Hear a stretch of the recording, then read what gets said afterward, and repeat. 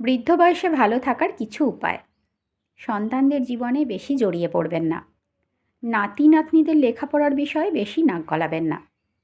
পুত্রবধূ ও জামাইকে ভালোবাসুন। ওরা আপনার ছেলে মেয়ের পছন্দের মানুষ। সন্তানদের বৈবাহিক ব্যাপারে বেশি মতামত দেবেন না। ঘ্যানঘ্যানে স্বভাব বর্জন করুন। একাধিক সন্তান থাকলে নিরপেক্ষতা বজায় রাখুন। পক্ষপাতিত্ব বা দলাদলি করবেন না।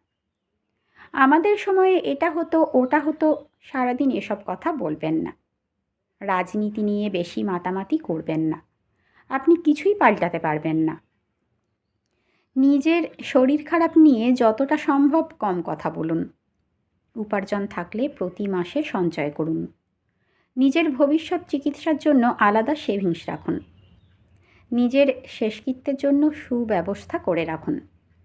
ভবিষ্যতের জন্য নির্দিষ্ট পরিকল্পনা রাখুন। বুড়ো হয়েছেন বলে আপনার সব কিছু কিন্তু শেষ হয়ে যায়নি। আনন্দের জন্য সিনেমা দেখুন বা গান শুনুন। কোনো সংবাদই বিচলিত বা উত্তেজিত হবেন না। কিছু না করে চুপ করে বসে থাকবেন না। কর্মচঞ্চল থাকার চেষ্টা করুন।